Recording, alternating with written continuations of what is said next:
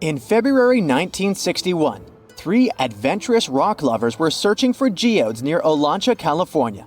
They took one of their findings home and studied it because it looked pretty unusual. They managed to cut through the matrix and discovered something unexpected inside. Instead of the usual mineral formations, it had a cylindrical object resembling porcelain inside. There was a metal shaft at its center, and around it, a hexagonal sheath made of copper and some unidentified substance.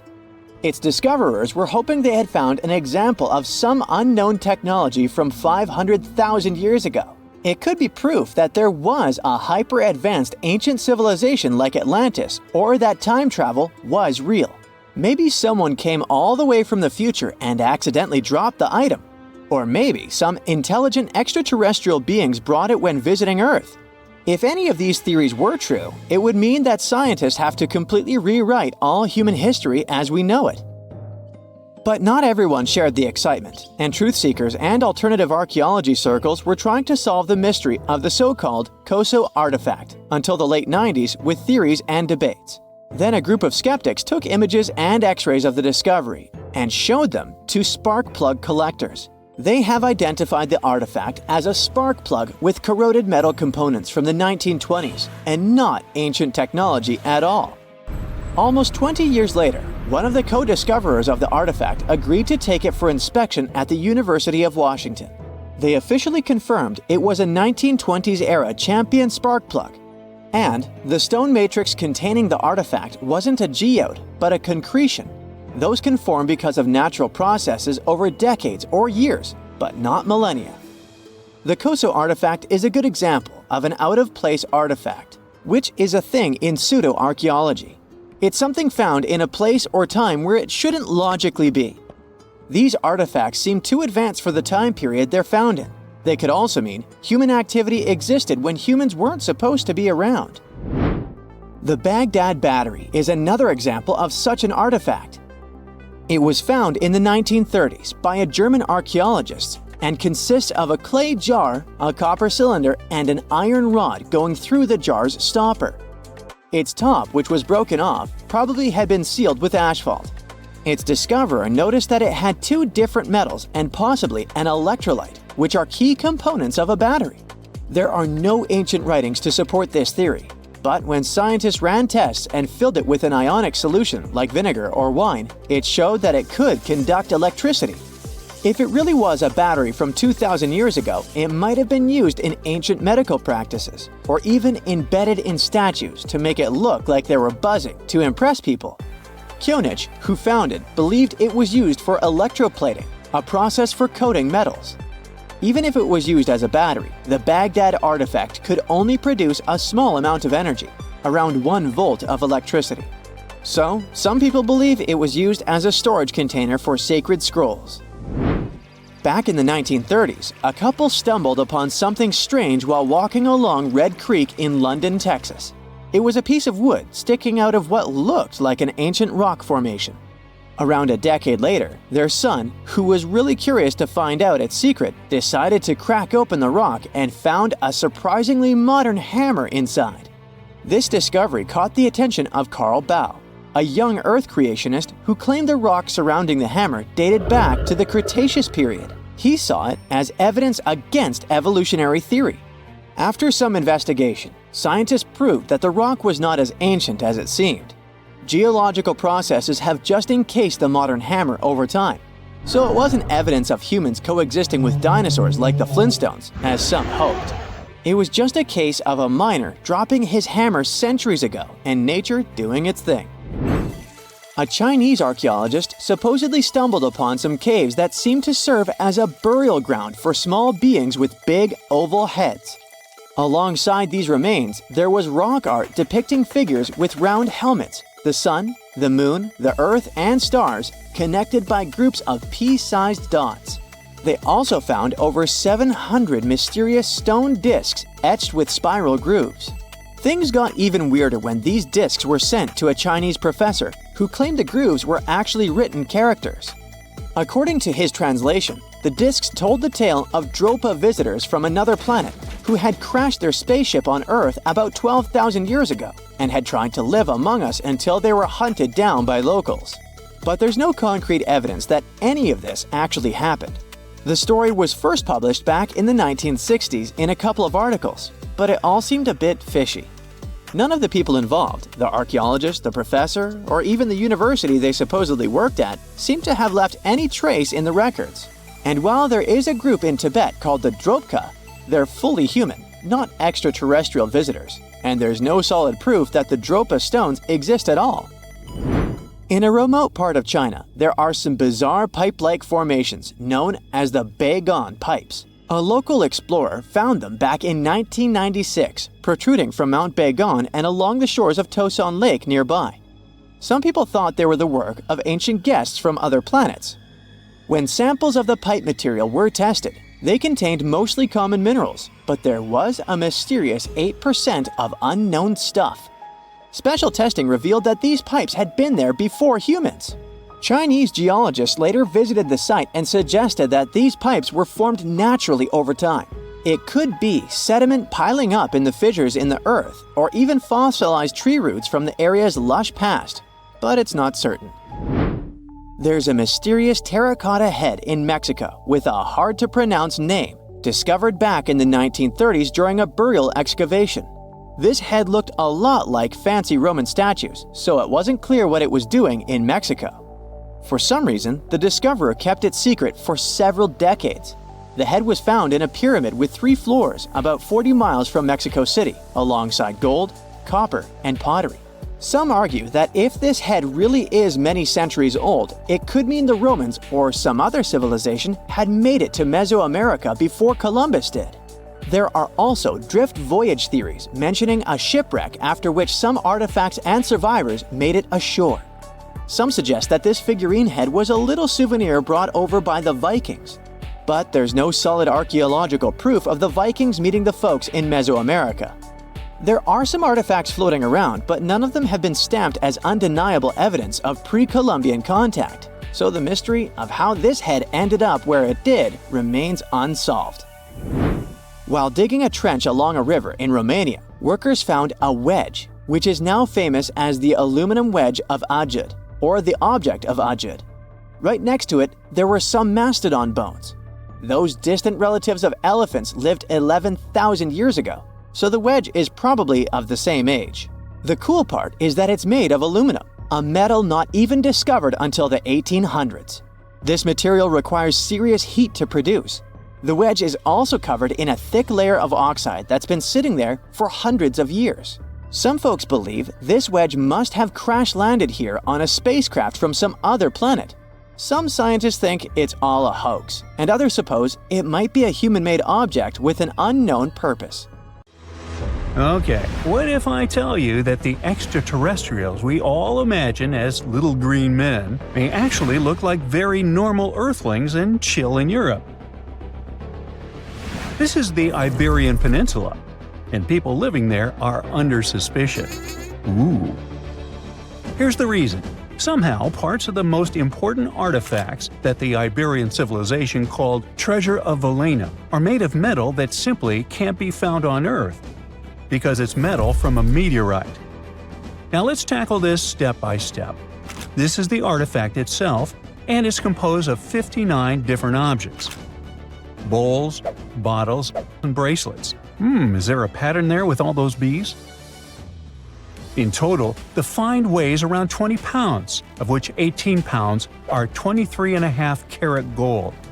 Now, if you're not a metal specialist, I'll clarify it for you right away.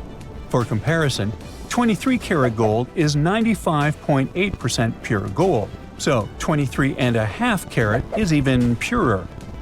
The remaining percentage goes to other metals to help add strength and durability to the precious alloy. There was also silver, iron, and amber in that set. The artifact could have been pretty straightforward, but for these two, let's call them imposters.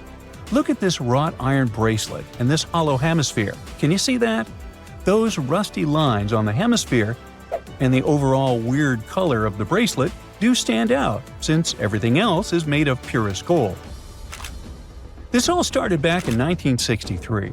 when a researcher noticed a dark leaden metal among the shiny bowls and bottles. The metal was shiny in some areas and covered with a ferrous-looking oxide that was mostly cracked. Now, just so you understand, gold does not usually act this way. Gold is one of the least reactive of all metals, so it won't even tarnish, let alone rust.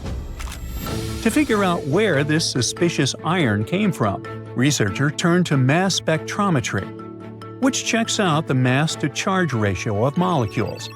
Their findings showed that the nickel in the iron is similar to that found in meteoritic iron. Simply put, the bracelet and the hemisphere are of extraterrestrial origin. Ooh. Now, the exact age of the trove is hard to determine, yet it's crucial. We need to know the exact age to see if it coincides with the start of the Iron Age in the Iberian Peninsula. If it does, then no further questions here. But if it doesn't, well, it's, at the very least, weird, if not suspicious. So there's this three-age system. It comprises the Stone Age, then the Bronze Age, and then the Iron Age. The Stone Age is of no importance here, so let's compare the Bronze and the Iron Ages. The Bronze Age began when it was realized that combining copper and tin produced a material that was more durable than either metal alone. This era was all about major upgrades in tools and weapons, but two standout inventions were writing systems and the wheel. Then came the Iron Age. This time was all about slowly bringing iron into everyday life. Iron was way easier to shape into cool designs than bronze. Now, this was a big deal because iron, especially transformed into steel, provided significant improvements in all aspects of life. Tools became lighter, cheaper, and stronger compared to their bronze equivalents. You get it? Good. So, researchers have long debated whether the treasure dates back to the post-Argaric era or the latter part of the Bronze Age. The most recent study claims that those artifacts were created in 1400 to 1200 BCE, and something really doesn't add up. First off, the Iron Age began around 500 years after these artifacts were crafted. Plus, ancient craftsmen couldn't know back then how to work with metals that landed on Earth approximately 1 million years ago. And while the dates are really hard to explain, there is a logical explanation for the craftsmanship. The theory here is that those metal workers simply had access to the fallen meteorite, and thus, they could study it well and discover its properties before using it for decorative purposes. They could have figured it out through trial and error, and once they knew exactly how to work with this extraterrestrial metal, they proceeded to adorn the artifacts with it. Plus, there were the Phoenicians, who contributed to their craftsmanship. Now, it's true that the Iberian people have been processing metal and making pottery long before the Phoenicians settled on the peninsula. But the arrival of new metalworking techniques and the introduction of the potter's wheel enabled them to produce better quality goods much faster than before. So, we figured out the extraterrestrial origins of the Iberian artifacts. But guess what? This area is still under suspicion. The reason for that is the language they spoke. You see, for most modern languages people use today, there will always be some proto-language. Say for Italian, Spanish, and French, it's Latin, hence their similarities. But wait, Iberian was largely spoken where modern Spain is, so why isn't Spanish similar to it? Well, the truth is, no language today is similar to the Iberian. Maybe only the Basque language, but it's because of some similarities found in their numerical systems. Basque is classified as a language isolate, or simply unrelated to any other known languages, and the only language isolate in Europe. The Iberian language is unclassified. While the scripts written in it have been deciphered to various extents, the language itself remains largely unknown. And look at the alphabet the Iberians had. Looks like it doesn't really belong to our planet. But hold up, this one might be a bit of a stretch. When the Phoenicians came to the peninsula, they brought along their alphabet to the Iberians. But honestly, the Iberians probably weren't keen on just copying someone else's writing system, so they tweaked it until it looked completely different. Let's just say they took some inspiration and ran with it. While linguists can guess to some extent how most characters sounded, actually translating the language is still completely impossible. The Iberian language was non-Indo-European and faded away over 2,000 years ago. And there aren't any similar languages left to help us out. Super frustrating, right? Yeah. We got over 2,000 Iberian inscriptions from tombs, coins, potteries, lead plates, and even cave wall carvings.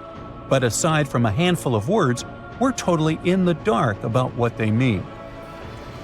Now, if we could understand their language, we might have learned that they were great thinkers and all, but we can only contemplate the works of art they left. Iberian culture has a lot of amazing stuff made by talented artisans. We're talking about not just metalwork and ceramics, but also detailed sculptures, textiles, jewelry, and other personal bling. But here's the catch. Making all those luxury items depended a lot on a big farming class. At the heart of Iberian society, most folks were involved in farming and taking care of livestock. Depending on where you were, the types of farming varied. For example, up in the north, they were all about growing grains, while down in Valencia, they focused on producing olive oil and other agricultural aspects. In the west, raising animals was the name of the game. Still, we don't have much information about the day-to-day lives of the many people doing this essential work. Yet, on the flip side, we know a lot about the upper class of Iberian society, who control these agricultural resources and hire the artisans. By the 7th century BCE, we start to see a group of Iberian princes who were living the good life, trading with the Phoenicians and enjoying fancy luxury items. You can spot this elite class in their burial practices. Cremation was the go-to method for funerals among the Iberians, and wealthy individuals were often found in cemeteries with all sorts of lavish goods and funerary sculptures that give us a peek into the fashion and hairstyles of the rich. Interestingly, starting in the 6th century BCE, there was a noticeable drop in the number of recognizable burials, which suggests that these elaborate funeral customs became more exclusive to a small elite. Meanwhile, the fate of the majority, farmers, artisans, soldiers, and laborers, who made up a big chunk of the population, remains a bit of a mystery. It used to be a pretty advanced civilization, but it vanished without a trace. Researchers think it could have been due to some massive earthquake, but so far, we don't know for sure. Welcome to Rapa Nui, better known as Easter Island. It's a tiny speck in the vast Pacific Ocean, 2,200 miles away from the coast of Chile. This island is most famous for its eerie moai statues. This place is also home to one of the most mysterious writing systems in the world, called Rongorongo. We found it on 27 small wooden tablets. For years, historians have been arguing about the true history of these tablets, and now we might have found the truth. Humans first set foot on this island in the 12th century. For many years, it was home to the Rapa Nui people. They were pretty isolated out there in the Pacific Ocean until Europeans arrived in the 1720s. Europeans brought with them lots of troubles, leaving only a small fraction of the native population alive. Later in the 19th century, a missionary, Eugene Iro, went to the island and discovered the wooden tablets with intricate symbols carved on them. He wrote how marvelous they are, but there are hundreds of them on the island, and that they can be found in every household. But unfortunately, not all of them survive to this day. We've only got 27 of them. Some of them were heavily weathered, burned, or otherwise damaged, and now they're scattered all over the world in museums and private collections. Some of the language's artifacts were carted off to Tahiti and then to Europe by Europeans, leaving none behind on Easter Island itself. The 4 sacred tablets found their home in a congregation in Rome. They were the ones used in the recent discovery. For years, historians have been arguing whether this writing system was made up by the islanders themselves or they borrowed it from Europeans. To find the truth, they decided to use a technique called radiocarbon dating. All organic materials, like wood, charcoal, and so on, contain a tiny amount of a radioactive form of carbon called carbon-14. When life comes to an end, things stop taking in carbon-14, and the amount they had starts to decay over time. By measuring how much carbon-14 is left in a sample, we can assume how old this sample is. This is how we learn the age of many fossils and artifacts. So, they looked at the age of some Rongorongo tablets. 3 of them were crafted from trees grown in the 18th or 19th century, which aligns with the arrival of Europeans. However, one of them is older than the Europeans' first visit to the island. There are 2 reasons to believe that Rapa Nui people created this writing system themselves. First, Rongorongo works differently from European languages. Decoding it is a pretty hard task. Unlike English, this language boasts over 400 unique glyphs, none of which resemble any known writing system. There were many attempts to decipher this language, and none of them were successful so far. And second, one of the tablets is shown to be from around the 15th century, before the Europeans arrived. The problem is that radiocarbon dating can only tell us when the wood the tablet was made from was cut down, not when the writing was put on it. And since we've only got one tablet to go by, this isn't enough to be completely sure. On the other hand, why and where would they preserve cut wood for over 200 years just to grab it and write something on it one day? But anthropologists and historians say that it's possible. Scarce wood resources might have led the islanders to reuse old driftwood, which could be centuries older than the writing itself. This is known as the old wood problem in archaeology. Plus, the tablet looks very preserved. It was maintained to protect it from wood-damaging insects, humidity, and so on. That's why it survived over the centuries. Whatever is written on it, it was probably important for the Rapa Nui people. Now, all of these are guesses and clues, but scientists are cautiously optimistic. They believe that Rongorongo could be one of the rare instances of independent writing invention, like those of the Sumerians or the Egyptians. But we need more evidence. In the Rapa Nui language, Rongorongo means to recite or to declaim. Not everyone could write, only a select few. Probably only the elite of Easter Island, mostly men, knew and could read this written language. After colonization, none of them survived. So now we have to rack our brains trying to figure out what's written here. First, scholars can't agree on what type of script it is. We aren't even sure that this was their language. But even if it was, we don't know whether it's a primitive form of writing or a fully developed system. In the 1990s, a linguist, Stephen Roger Fisher, believed he might have cracked the code of Rongorongo's structure. His idea was that these tablets conveyed cosmogonies. Cosmogonies are stories or narratives that explain how the universe was created and how natural phenomena came to be. They often come from ancient traditions and cultures, like those found in East Polynesia. The tablets could have talked about things like how the world began, where everything came from, and how different aspects of nature, like the stars or the mountains, were formed. This would also explain why only the wise elite could write.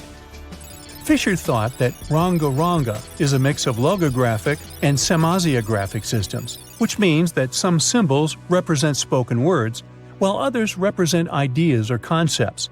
But deciphering them would be very hard because it requires extensive memory and knowing context, because the symbols are more like hints than complete expressions.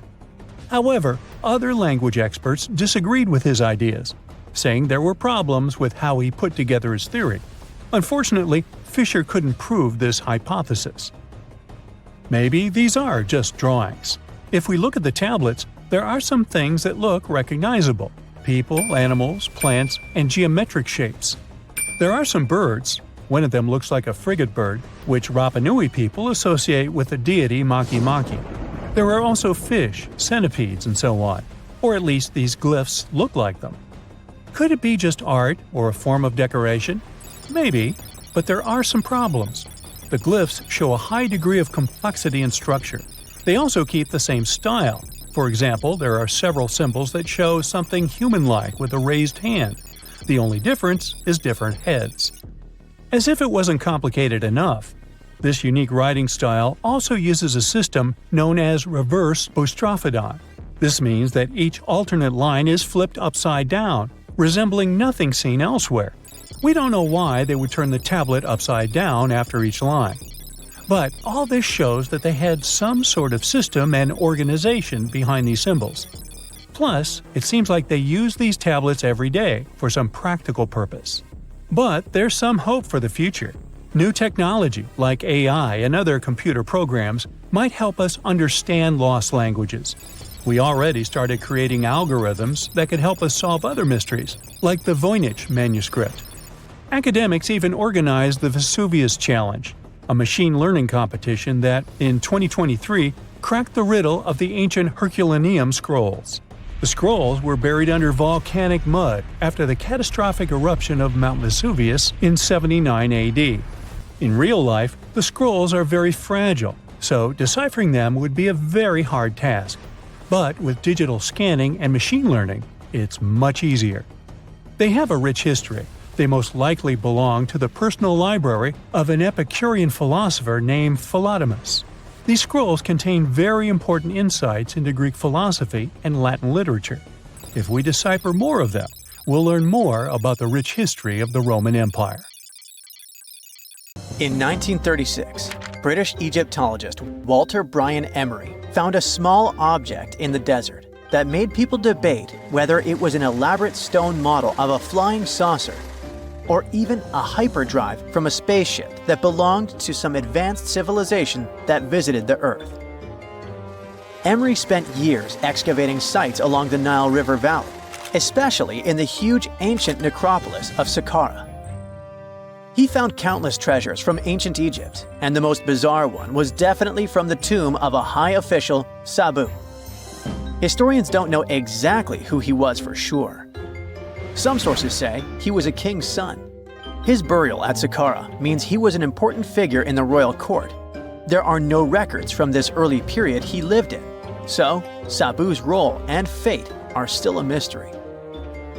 Inside his tomb, scientists found 7 funerary chambers, each filled with traditional grave goods: animal bones, flint tools, pottery, ivory objects, and stone bowls. And then there was a strange, broken artifact that became famous as the Disc of Sabu. It resembles a shallow, round-bottomed bowl, but with 3 delicately carved, curved lobes spaced roughly 120 degrees apart around its perimeter. These lobes are separated by 3 holes, and at the center, there's a thin tube. The material used to build the disc is metasiltstone, or schist.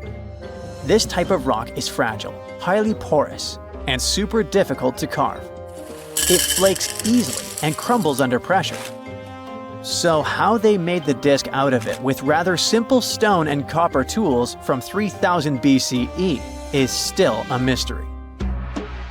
The next big question is why they decided to bury Sabu with it. Perhaps if we knew its true purpose, it would make more sense. When it was first discovered, archaeologists thought it was nothing more than a vase, an incense burner, or a ceremonial decoration. But those who took a closer look from the point of view of an engineer decided it could actually be a component of a larger mechanism. An amateur historian made an exact copy of the artifact with a 3D printer, and it turned out that the disc of Sabu was an ancient impeller, a crucial part of a centrifugal pump. When they put it in a housing and span at high speeds using the small central shaft, the disc was able to displace water. When it was tested without a housing, the disc created a powerful vortex. It became clear that the curved lobes and slightly concave shape of the disc weren't random. It was probably all engineered to move water with remarkable efficiency, like a powerful pump mechanism. Ancient Egypt's entire civilization depended on irrigation.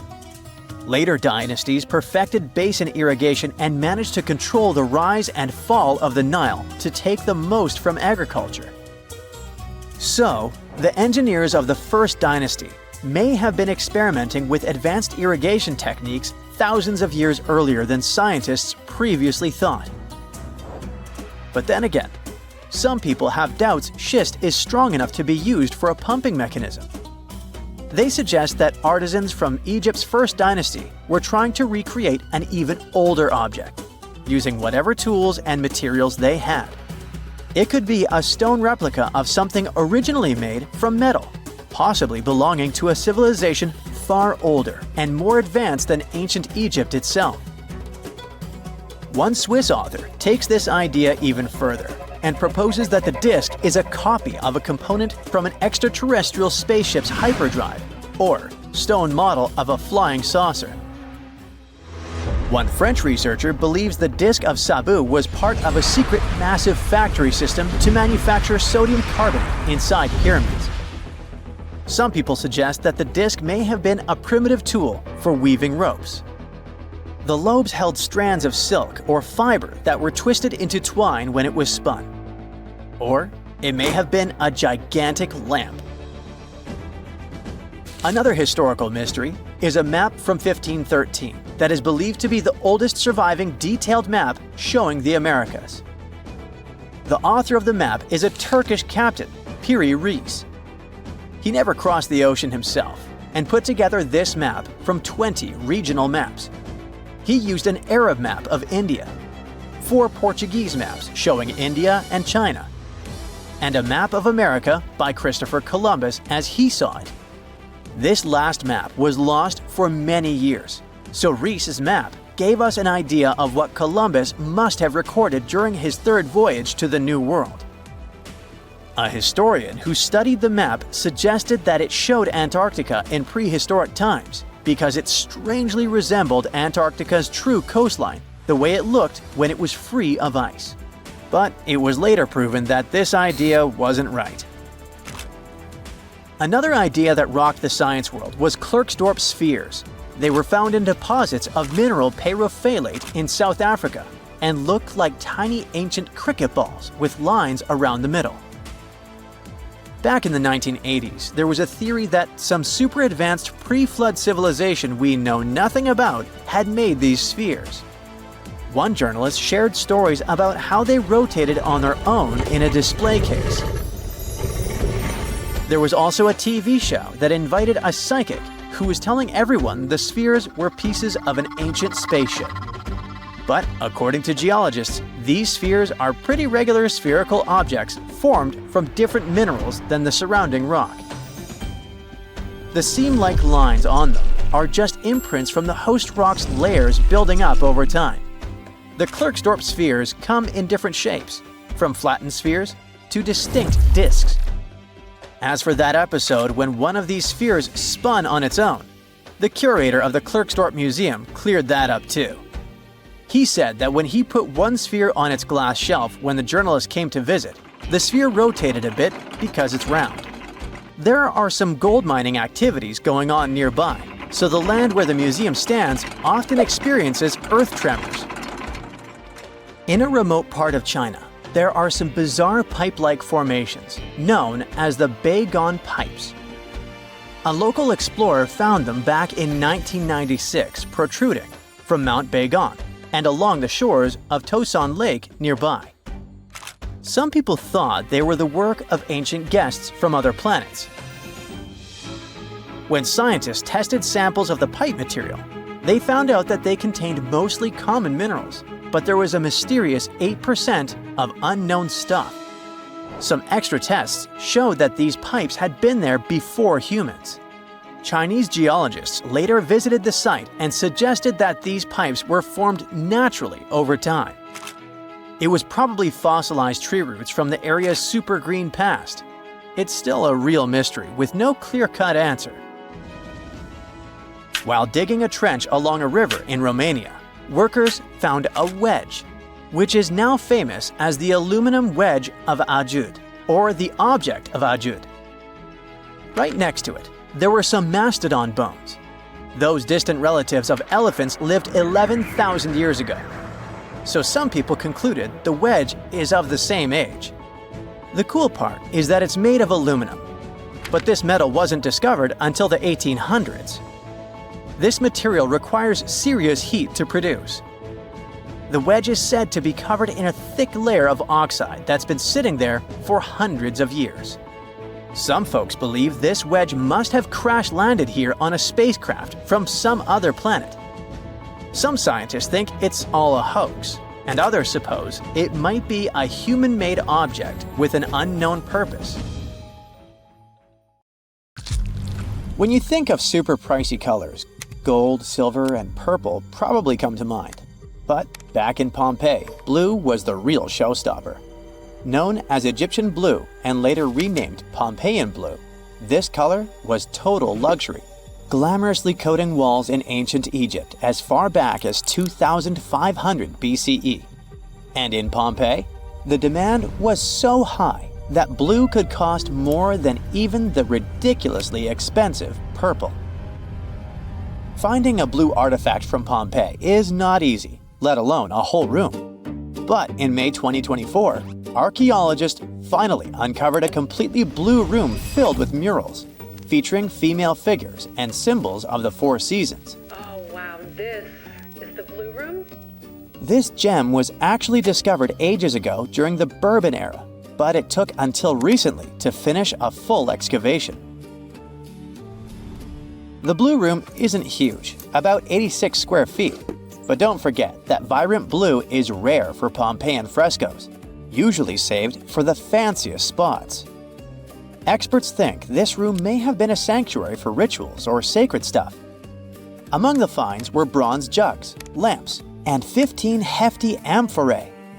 Amphorae were the Tupperware of ancient Rome, perfect for transporting liquids like olive oil, beverages, or garum, an infamous fermented fish sauce that Romans couldn't get enough of. Their tapered design meant they had to either stand on a rack or be buried in the ground, but that shape made shipping them really efficient. Also, the archaeologists found there were building materials for renovations and a ridiculous number of empty oyster shells. While you might think this room hosted some fancy shindigs with oysters and gallons of beverages in those amphoras, in reality, the shells weren't even leftovers from a posh dinner party. Instead, experts believe they were ground up to mix with plaster and mortar. The next find was unearthed around 2 decades ago, but the scientists only realized it in 2024. They had dug up the oldest cheese ever, clocking in at a whopping 3,600 years. The previous record holder was only 3,200 years old, found in an Egyptian tomb of some big shot named Thutmose. When they discovered that younger cheese, they found broken jars with this solid, whitish mass inside. It took some serious sleuthing to confirm it was cheese and not some ancient science experiment gone wrong. But let's go back to this 3,600-year-old cheese. It wasn't just sitting around like any old lump. It was actually a fashion statement. It was found in the tomb with the mummy of a young woman from northwestern China. She had the cheese hanging around her neck like some sort of dairy bling. Now let's talk taste. When experts were asked if they'd try the cheese, their answer was a swift no way. So basically, nobody's diving in to find out if it's pungent or not. But thanks to some fancy tech, they can analyze flavors. But even if they had dared to try, I bet it's nothing to write home about since it's as hard as rock now. Scientists figured out this cheese was likely kefir cheese, made from fermenting milk with kefir grains and had both goat and cow milk in it. Funny enough, the ladies whose tomb it was found in belonged to the Xiaohe people, who were probably lactose intolerant. But don't fret. Despite their limited plant options, they could still enjoy cheese since this kefir delicacy had surprisingly low lactose levels. Remember when everything felt brighter? The grass greener, people friendlier, and trees looking regal? Okay, maybe I'm exaggerating about the grass and the folks, but not the trees. In 2024, some ancient plant fossils from New Brunswick, Canada, are making waves. They uncovered Sanfordiaculus densifolia, a tree over 350 million years old. It sported a trunk, flaunting over 250 massive leaves, some up to 5 feet long. Instead of a classic crown, it had a bottle brush appearance on a slim trunk just 6.3 inches wide. It's like this tree went to the gym and skipped leg day for leaf gains.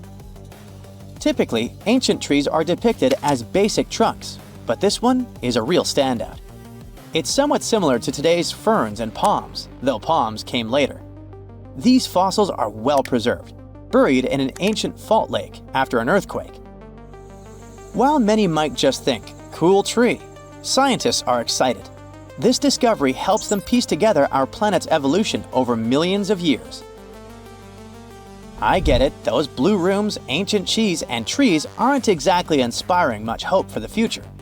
But I've got something that might just change the game.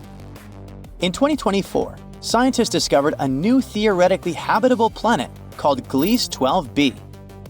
It's a bit smaller than Earth, but bigger than Venus, and is orbiting a mellow red dwarf star about 40 light-years away in the Pisces constellation. This star is just 27% the size of our Sun, and 60% as hot, which puts Gliese 12b in the Goldilocks zone, where liquid water could actually exist, even with its speedy 12.8-day orbit. If it's got no atmosphere, the surface temperature is about 107 degrees Fahrenheit, so if you're used to Arizona summers, you'll be just fine. The only problem is that Gliese 12b is 12 parsecs away, and sec here doesn't mean a quick second. With our fastest spacecraft, a trip would take around 225,000 years. To put it in perspective, if we imagine a regular human lifespan of 100 years, which is already slightly exaggerated, it will take about 2,250 generations to get there. Still, it's nice to know we have Gliese 12b on deck in case things go south here on Earth. And even if we never actually get there, studying it with the James Webb Space Telescope might help unravel the mystery of why Earth stayed livable while Venus didn't. Archaeologists in Egypt have made an exciting discovery. They found the upper half of a huge statue of Ramses II. This 12.5-foot limestone piece was uncovered in Hermopolis, now Ashmunain, and it lines up perfectly with the lower part found in 1930. It took almost 100 years to finish the puzzle. The statue shows Ramses seated, wearing a crown and a headdress with a cobra, symbolizing his rule over both Upper and Lower Egypt. The back of the statue is covered in hieroglyphs listing the king's numerous titles, highlighting his status as one of ancient Egypt's most powerful pharaohs. Combining the upper and lower pieces would create a statue nearly 23 feet tall. You probably know the Statue of Liberty was a French gift, but did you know that the famous Venetian lions were actually made in China and not Italy? Back in 1295, Marco Polo returned to Venice from a place called Katai, we now know it as China, and shared some wild stories about everything from paper money to coal and even Kublai Khan's swanky palace in Xanadu. While some people back then rolled their eyes at his tales, modern scholars are still raising their eyebrows a bit. Despite the skepticism, Polo is a key figure connecting Europe to ancient China. Now, some recent research suggests Venice and China were already well connected before Polo's trip. A prime example? The Bronze Lion of Venice in St. Mark's Square. Researchers from the University of Padua believe that it actually came from Chinese copper around the lower Yangtze River more than 3,000 years ago, all due to a chemical analysis they ran in 2024. The winged lion became Venice's symbol between 1261 and 1264, probably even before Polo's adventures. Experts point out its resemblance to the Tang Dynasty tomb guardians, which hint it might have had a makeover on its way to Venice. 2024 is not only the year of scientific discoveries, but also the treasure hunt year. A 2-foot-tall bronze statue of the Greek deity Diana, once a fixture on the Titanic's fireplace mantle, was discovered during a recent underwater expedition. Discovering this statue was like finding a needle in a haystack, except the haystack is 2.5 miles deep in the ocean. It's just one of the many art pieces maritime archaeologists have been looking for among the Titanic's wreckage. It was more than just a luxury liner. It was filled with art treasures, from a 1912 Renault to this stunning statue inspired by a piece at the Louvre. On October 30th, 1759, the inhabitants of the Middle East were jolted awake by an earthquake. Cracks appeared in the walls of their homes, roofs began to crumble. people ran out of their homes and gathered in open areas. But because of strong shocks, they kept losing their footing and falling. A month later, there was another earthquake, but it turned out to be even stronger. Trees broke, houses collapsed, deep cracks appeared in the ground. The disaster lasted for 2 minutes. Oases, roads, and cities were destroyed. Incredibly, Baalbek's ancient buildings withstood earthquakes. Some historians state that this majestic and mysterious place was built during the Roman Empire, but many researchers disagree. Whatever the truth is, the city is one of the main archaeological phenomena of humankind. The most amazing building of Baalbek is the Temple of Jupiter. The inhabitants of the Roman Empire believed that Jupiter held power over lightning and thunder. The building looked like a platform with 54 columns. A massive roof rested on these columns. Today, you can only see 6 70-foot-high columns. Each of them consists of 3 sections and resembles a pencil. The cores of these pencils were made of lead. This made the columns exceptionally strong. Each of these pieces of stone weighed an incredible 80 tons. That's the weight of 35 Ford Explorer SUVs. Look, this is the largest block in the Great Pyramid of Giza. But compared to the blocks from Baalbek, it doesn't even look that impressive. The foundation under the Temple of Jupiter was preserved. That's how specialists figured out it consisted of about 25 monolithic stones, weighing 450 tons each. It means that the blocks from Baalbek weigh almost 4 times more than the blocks from Egypt. There are 3 more enormous limestone blocks in the foundation. They weigh 800 tons each. This is more than twice the weight of a Boeing 747 plane. Ancient builders must have had a hard time carving such giants from a piece of stone. And after that, they also had to pull them to the construction site and lift them to a significant height. Repeating these logistics would probably turn out to be a nightmare for present-day builders. To do this amount of work, they would need modern equipment. But Baalbek's constructors didn't have trucks, cranes with circular saws, or electricity. How did the builders of the past manage to do this? Scientists have a theory that includes ropes, winches, and lever systems. Naturally, the engineers of the past made all the gadgets from wood. Around 3,000 feet away from the ruins of the temple complex, there's a quarry. Archaeologists suppose that's where the stones for the construction were cut. They found a block of limestone there. It seemed to be too large even for this incredible place. The monolith got called the Stone of the South. It was 65 feet long and 13 feet wide. The ancient builders didn't have time to completely separate it from its mother rock. A group of scientists from Austria estimated that this piece of limestone weighed more than 1,000 tons. That's like 3 Boeing aircraft or 160 African elephants. There was another surprise awaiting the archaeologists near the Stone of the South. It was the second monolith that weighed more than 1,200 tons. But the ancient builders didn't stop at that. They continued to work. In 2014, in the same quarry, German archaeologists unearthed a block that weighed 1,650 tons. No one has figured out yet why people of the past needed a piece of stone that weighed as much as 125 school buses. It's also unclear how they were going to move this giant and why they didn't finish the job. In any case, this third monolith is the largest processed piece of stone in human history. There are more questions than answers. Some researchers believe that people of the past had high-tech equipment. Others don't think so, but are eager to understand how the builders managed to move those stones.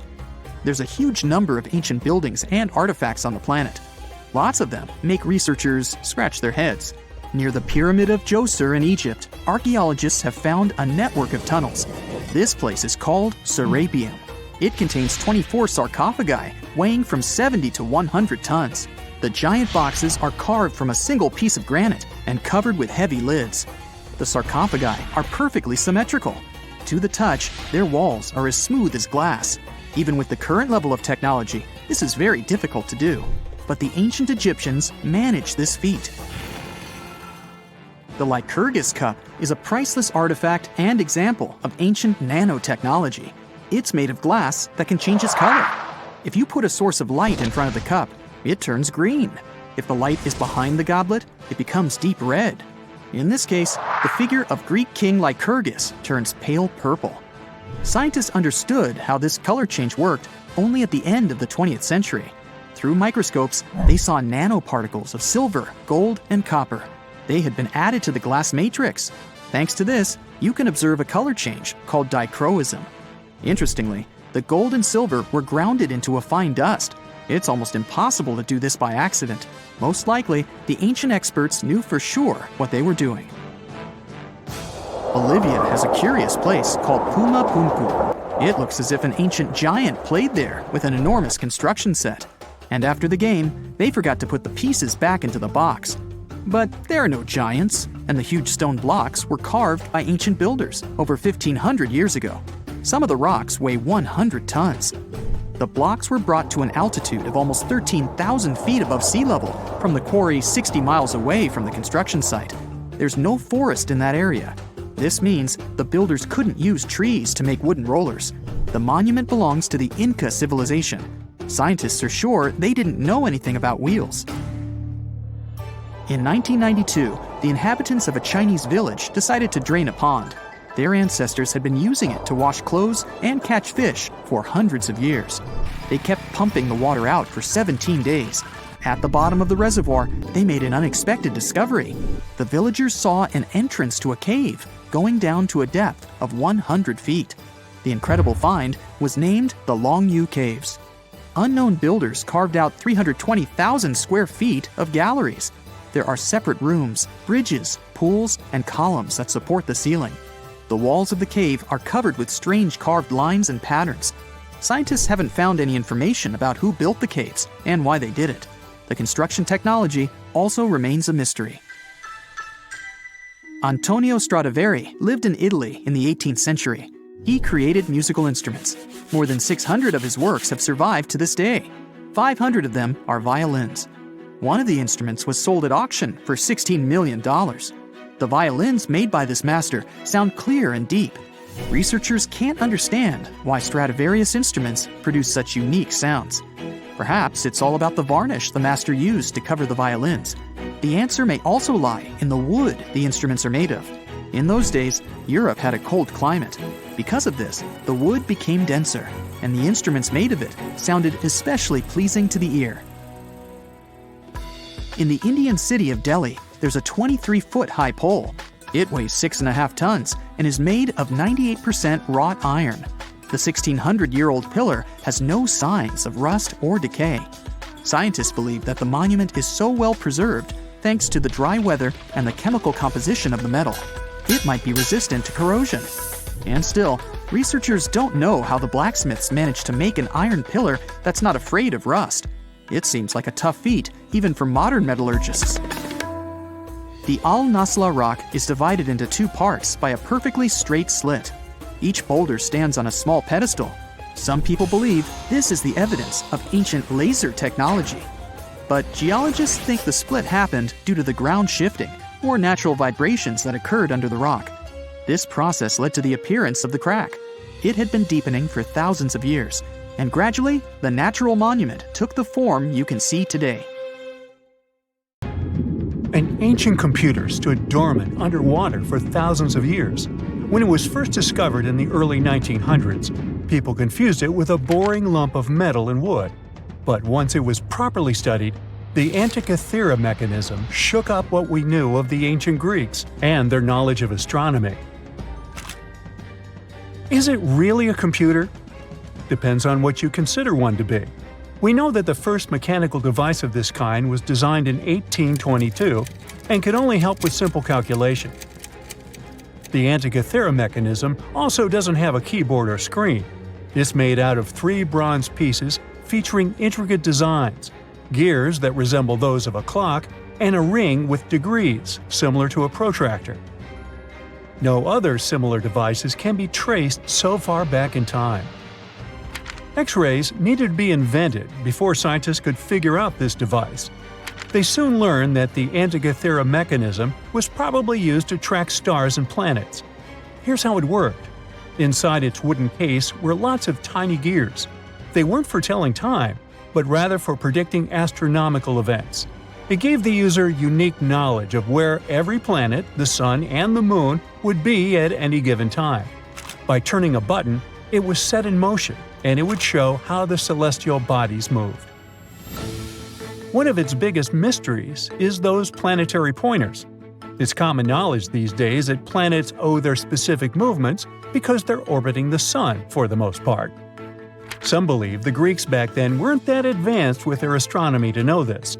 A few ancient Greek scholars proposed the idea of the Sun being at the center of the known universe, but it wasn't a widely accepted theory. The reason why is simple. If the Earth was spinning on its axis and revolving around the Sun, why can't we feel it move? Some parts of the Antikythera mechanism may still be at the bottom of the sea, while others may be lost forever. So we may never know the truth about its purpose. The official story about the first battery? That it was invented somewhere around the 1800s. It was made of interlaying copper and zinc discs that had a piece of cloth between them, dipped in a special chemical concoction that conducts electricity. Some archaeologists claim they've uncovered a battery 10 times older, called the Battery of Baghdad. So it could be that the technology for inventing batteries was hiding under our noses. At first glance, the ancient Battery of Baghdad looks like a random clay pot. What makes it special is its composition, a set of weirdly nested artifacts. Inside this pot was a copper cylinder, enveloping an iron rod.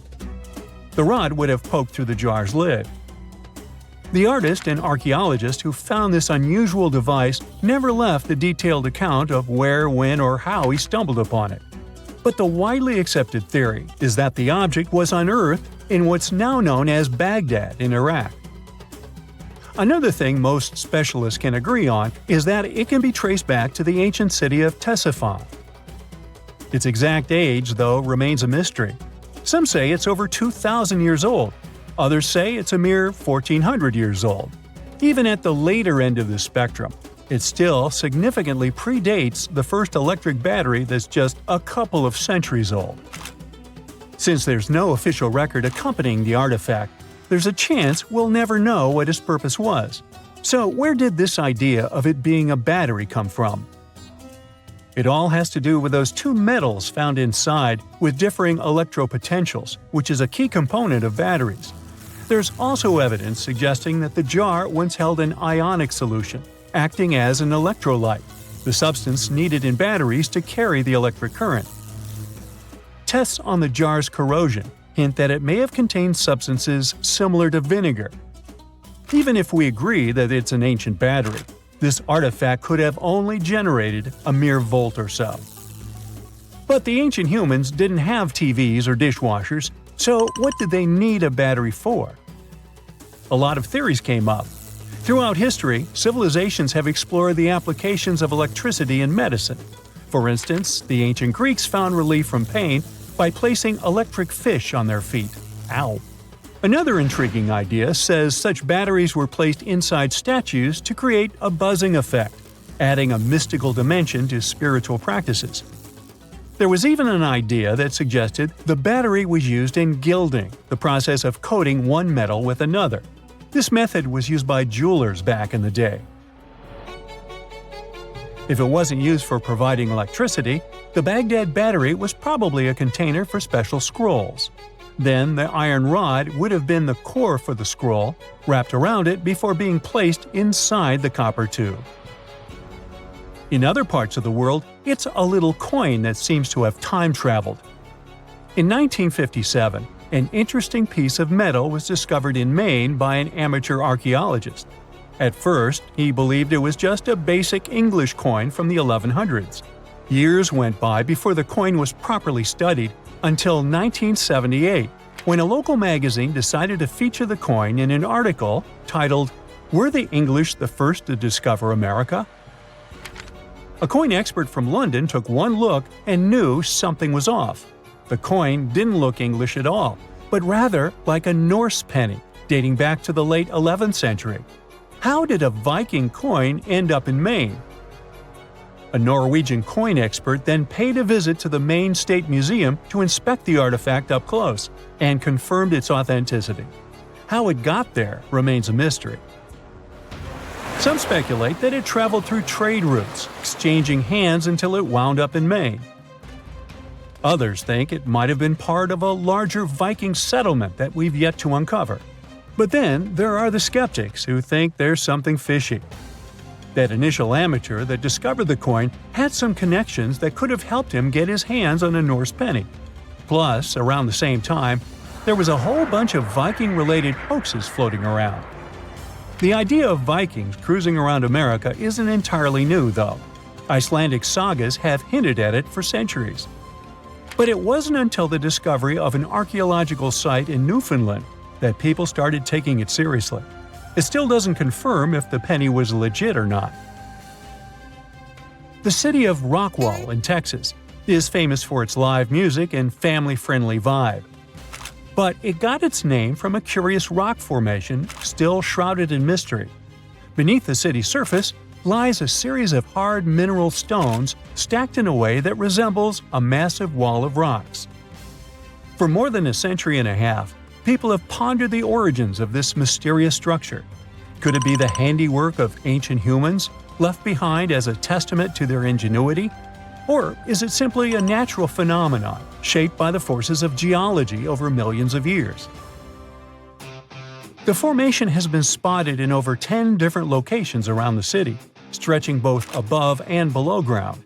In their quest for answers, scientists have conducted various tests on the rocks that make up the wall. One geologist suggested back in 1901 that the formation was just a naturally occurring sandstone dike. Subsequent studies have supported this idea, with experts from the University of Texas at Dallas confirming that the rocks formed over millions of years through the deposition and hardening of sediment. Despite the scientific consensus, there are still those who believe there's more to the rock wall formation. Tales of steps, archways, and even corridors have circulated for decades, supported by old newspaper reports and local folklore. Some claim to have seen strange markings on the rocks, while others speak of mysterious metal objects embedded in them. The scientific explanation could be that the supposed steps and archways are likely just illusions created by the natural fracturing of the rock. As for the metal objects, it's believed they are simply concentrations of iron-bearing minerals. It doesn't explicitly show ancient humans put them there. Whether the rock wall formation was crafted by ancient hands or shaped by natural forces, it remains a cherished part of Rockwall's identity. You're heading to Spain with a team of archaeologists to try to find some ancient artifacts. You get lucky and uncover one of the greatest treasures of the Iberian Bronze Age. Iberian refers to the Bronze Age culture of Portugal and Spain. So you find and unearth coins, jewelry, vases, vessels, and two pretty strange items. One is something like a part of a scepter, and the other resembles a bracelet. And you know what's strange about them? They're connected with space. In 1963, several miles away from the city of Villena, Spain, scientists discovered the treasure of Villena, one of the most significant gold hoards from the Bronze Age. Interestingly, are there bronze treasures from the Golden Age? Never mind. All the gold found dates back to sometime between 1500 and 1200 BCE, except for that scepter and bracelet. They were made by inhabitants of another planet, so their production date is unknown. Okay, that's a joke. However, a small part of this joke is true. When scientists studied the found gold, they discovered that those two items were made of iron. So what, you might think? Well, the catch is that in the Bronze Age, people didn't mine or manufacture iron. Work with this metal began around 850 BCE, about 400 to 700 years after the creation of the treasure of Villena. How is this possible? A clue to this mystery can be found in ancient Egypt. In the tomb of Pharaoh Tutankhamun, an iron dagger was found, which was also made of similar iron. But this dagger was much more valuable than all the others. And that's because it was made from a space object, a meteorite. Yeah, that bracelet and scepter were also made of meteoritic iron. Its difference from Earth metal is that cosmic iron has a high nickel content, so it all makes sense. People from the Bronze Age couldn't mine iron from the deep bowels of our planet, but nothing prevented them from collecting iron falling from the sky. Just imagine how cool it is to have jewelry or a dagger made of material that has traveled millions of years through the vast expanses of space. Perhaps it even contains particles of an ancient extinct star. Today, these two artifacts from the treasure of Villena are the oldest recorded items in the Iberian Peninsula made of meteoritic iron. Now, with everything in its place, you can turn your attention to all the wealth of the treasure of Villena. It contains 66 items: bowls, bracelets, bottles, gold jewelry, 3 silver bottles, and an amber gold button. 22 pounds of ancient gold. People hid it, and only after 3,000 years we were able to discover it. This archaeologist's dream can be found in the Villena Museum, where exhibits from different time periods are presented, from prehistoric times like 50,000 years ago to the present day.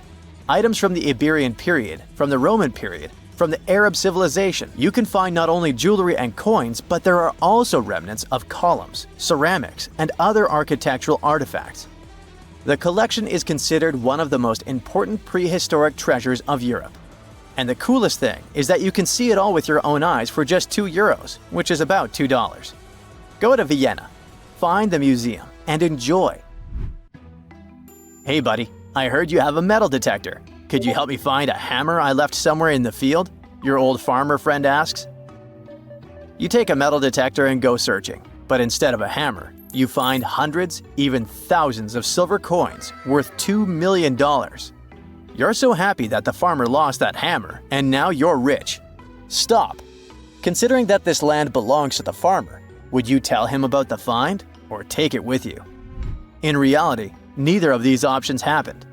In 1992, Eric Laws was helping a farmer search for a lost hammer in a field near Hoxne, Suffolk, England.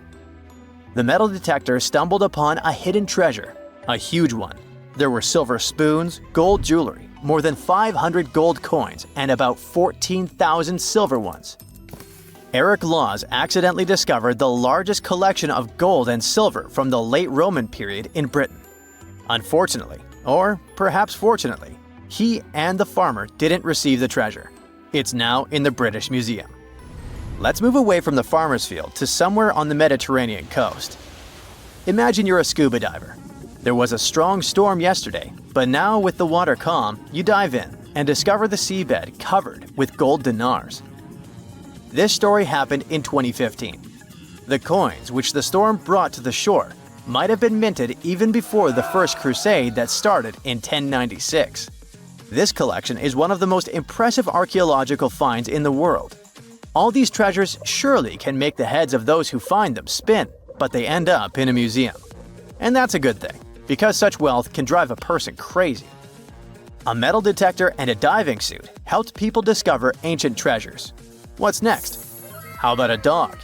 Yes, it could be perhaps a great replacement for a metal detector, by the way. So in 2013, 2 people were walking their dog in Northern California on their property. Suddenly, they discovered a rusty can filled with coins minted from 1847 to 1894. There were about 1,500 coins, and they all were gold. Another chance for a carefree rich future? Not this time. The find caused a lot of controversy among specialists. There was one version, according to which these coins could have been stolen from the US Mint. But later, the US Mint debunked this suggestion as they'd never had this gold in their storage. Anyway, it's interesting what the point was in hiding it all in someone else's yard. Some thief risked their freedom and life to get rich. When they succeeded, they just hid the coins as if they never existed. What a strange deal. Coins, jewelry, meteorite items, it's all cool. But let's end our video with something grand and epic. Archaeologists were conducting research near the Mediterranean coast of Egypt and discovered a treasure trove inside a sunken temple and sanctuary. Despite the waves, earthquakes, and seawater, the massive find was preserved in a not bad condition.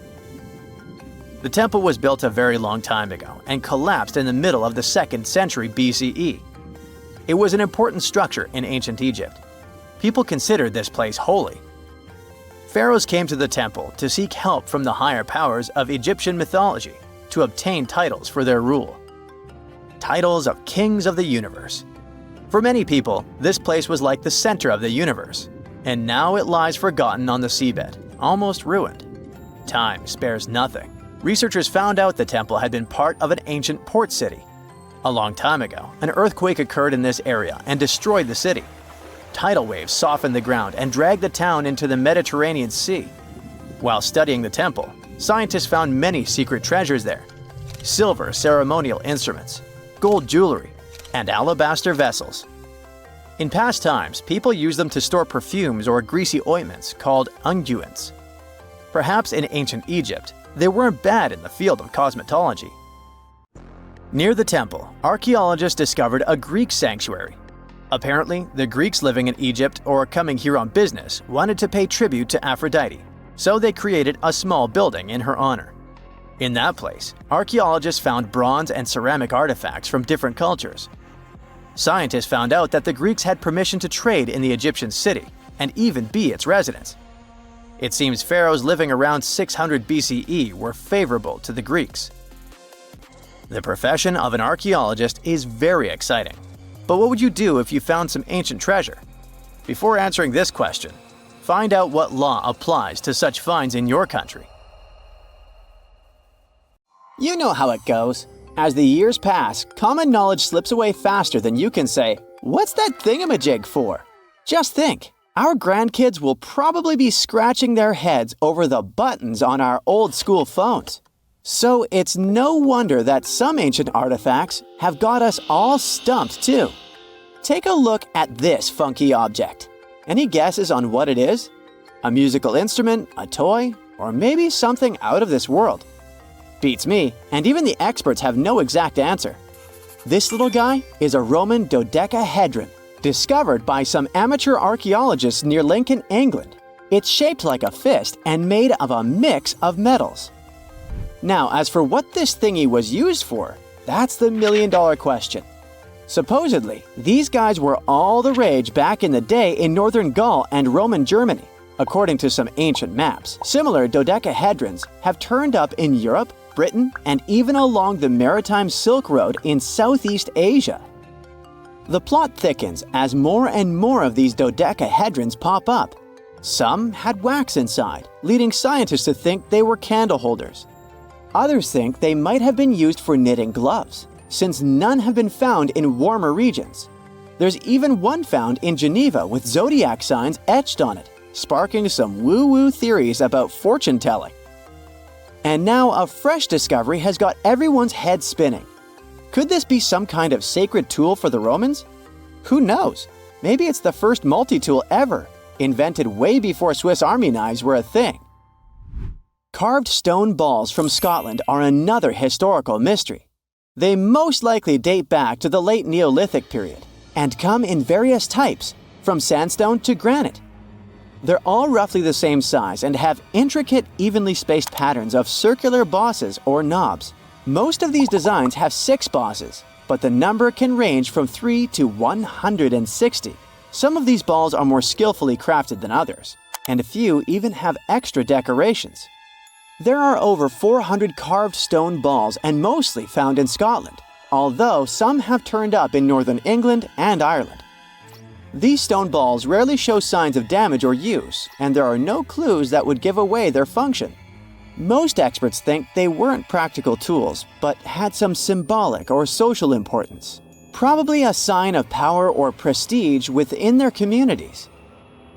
The Folkton drums are the 3 stone cylinders from Neolithic Britain, discovered in the late 19th century in a burial mound in East Yorkshire. Nothing similar has been found anywhere else in the British Isles from any prehistoric period. Each drum is decorated with unique designs covering the sides and domed tops. The decorations are mostly geometric, arranged in panels with stylized human faces peeking out from 2 of the drums. Recent studies of the artifacts using new technologies show that the designs had been carved and recarved over time. A team of experts also analyzed the composition of the drums, and it turns out that they were made from local chalk. In the late Bronze Age in Europe, long before coins became common, finely crafted metal objects served as portable wealth and symbols of high status. Across Europe, archaeologists have found all sorts of artifacts, from gold adornments worn by elites to large bronze cauldrons used in feasts. Beautifully decorated gold rings discovered in Wales are among these items. They're known as lock rings and may have been used to hold hair. Now they're flattened after spending nearly 3,000 years underground. They used to have cone-shaped openings at each end. They were found at different times, but were likely worn as a pair and buried together in a single hoard. Other Roman artifacts made of the copper alloy were first catalogued as lunate pendants. But during a recent re-examination, experts found that these items were actually small mortar and pestle sets, known as cosmetic grinders. They were used to grind minerals for makeup and were specifically designed for applying liner and shadows to the eyes. They were mistaken for pendants because of suspension loops that allowed them to be carried on a cord. These cosmetic sets from the 1st century of the current era were unique to Britain. They prove the influence of imported cosmetics and beauty trends from the Mediterranean and Roman provinces, including Egypt. The Salzburg Cube, also known as the Wolf's Egg Iron, was discovered in the late 19th century in Austria. It doesn't really look like a cube, but is more like a rounded object with 2 flat sides. Down the middle, it has a groove, and the surface is covered with pits and craters.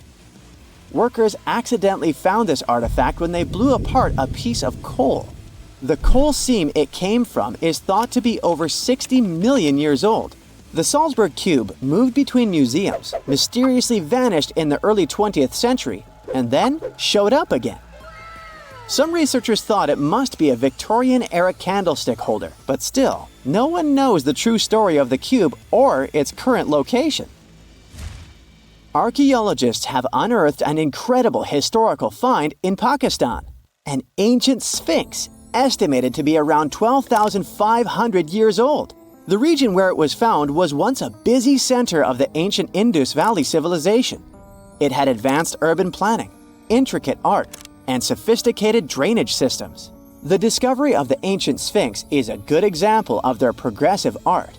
We all know of the Great Sphinx of Giza, but what was the significance of the Sphinx in the Indus Valley culture? Their Sphinx has designs and carvings that show scenes with their daily activities, which means it may have had a more complex role than a symbol of power or guardian. It could stand for a balance between humans and nature, or even a deity associated with agriculture. Arauca in Chile sits on the sandy dunes of the Atacama Desert, known as the driest desert in the world. Long before this coastal town was built in the 16th century, the Chinchorro people called this region their home. Archaeologists found hundreds of their mummies. Radiocarbon dating showed that these mummies are over 7,000 years old, which makes them 2,000 years older than the famous Egyptian mummies. The Chinchorro used special techniques to preserve the mummies, not just relying on the dry climate for that. And unlike the Egyptians, they didn't just do it for the elite members of their society, but for everyone, no matter what age or status they had. The local people living in Arauca now are so used to finding mummies in their backyards that they don't feel weird about living among them. In the winter of 1850, a powerful storm with extra high tides hit the west coast of Orkney, Scotland. The wind and waves ripped away the surf, covering a mound, and revealed stone-built structures beneath. A local antiquarian decided to dig up the village that he thought was from the Iron Age. He managed to unearth the remains of 4 houses and many artifacts from 2 villages. The villages had been buried under sand, so everything was really well preserved. Carbon dating wasn't a thing back then yet, so it was tricky to tell the exact age of the villages. Almost a century later, with new tech, researchers were finally able to tell that the place was actually from Neolithic times. You can still see stone dressers and box beds in the prehistoric houses. Archaeologists and historians working on the famous Terracotta Army think that it might have been inspired by or modeled on ancient Greek sculptures. It would mean there was a cultural contact between East and West much earlier than we thought, long before the Silk Road trade route. There was probably Western influence in China during the era of its first emperor, who took the throne in 246 before the current era. Before that time, China didn't have a tradition of building life-sized sculptures.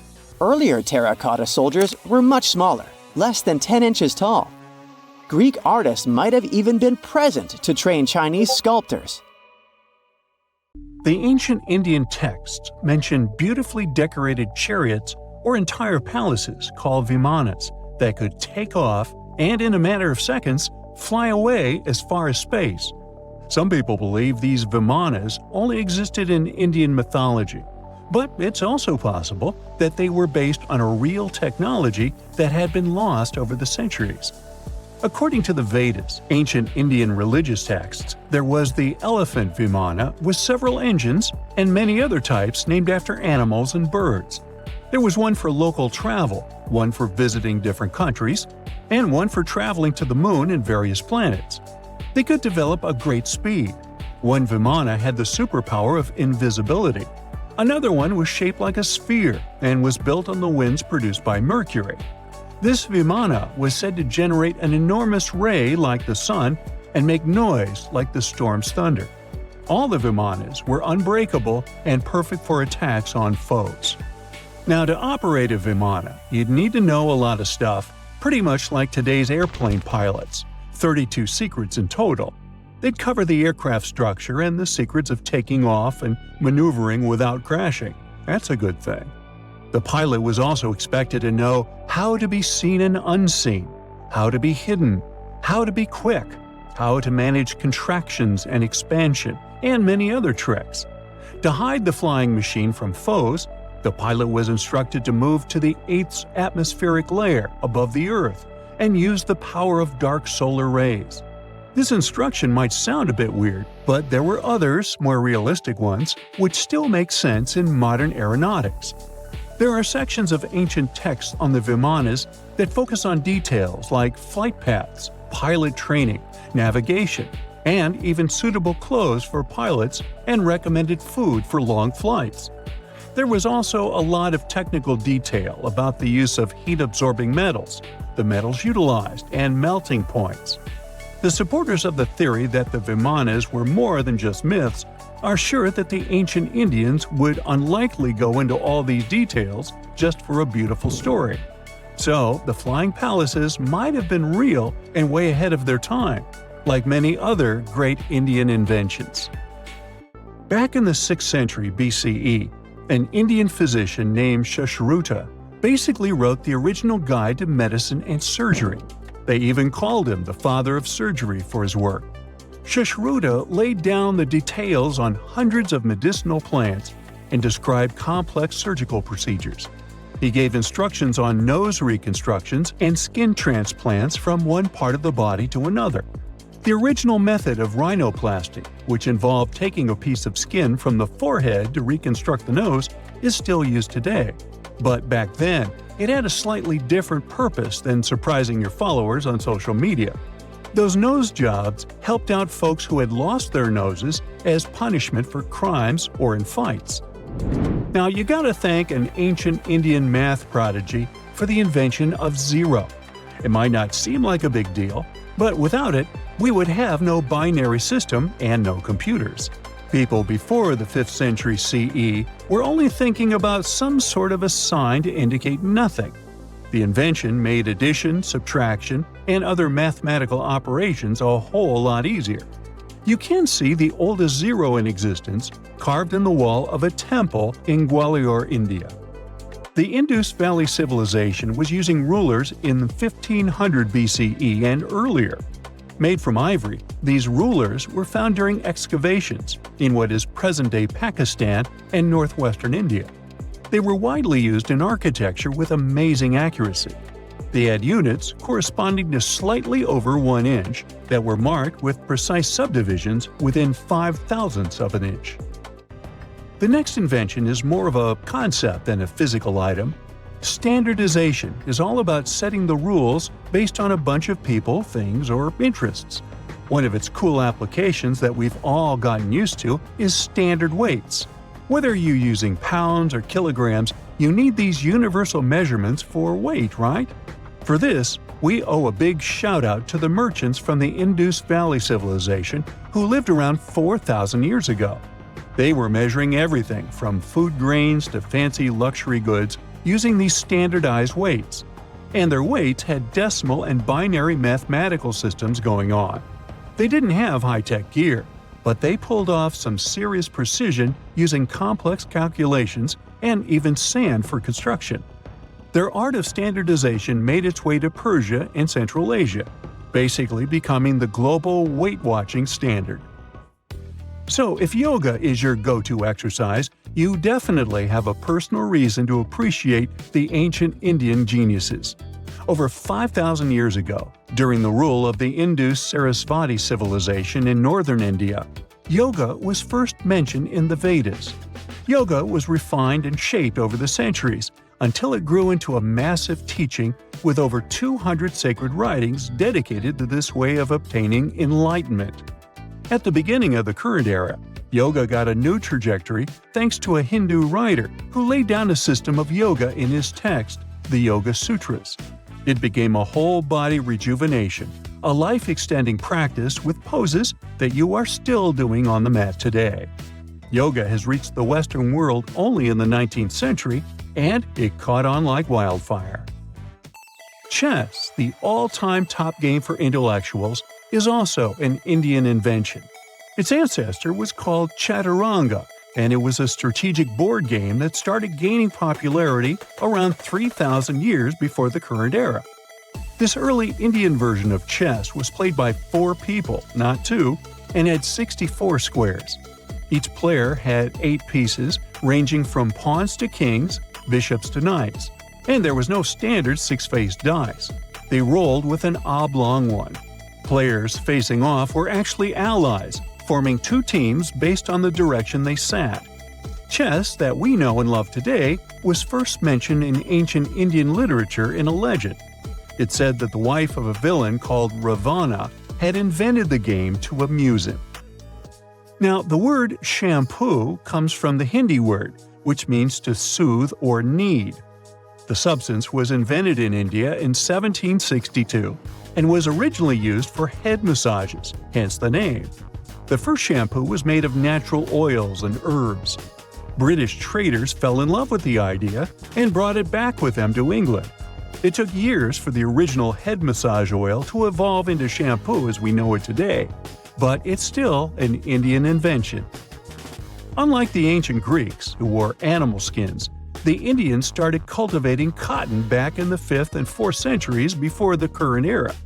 They used cotton threads to produce fabrics that soon became a huge hit in the Mediterranean and beyond. Jute and wool also have their origins in India. Cashmere, the finest and most exclusive type of wool, actually comes from the Kashmir region of India. Buttons that sit proudly on that cashmere cardigan of yours also have ancient Indian origins. Some 5,000 years ago, the Indus Valley civilization started cutting seashells into geometric shapes with tiny holes in them. First, they were just decorations, but then people started using them to fasten clothes. Now, when you think about radio communication pioneers, Marconi's name usually steals the spotlight. He got a Nobel Prize in Physics in 1909 for his groundbreaking radio work. But there's an unsung hero in the radio waves game, and his name is Sir Jagdish Chandra Bose. He spilled the beans on radio communication way back in 1895.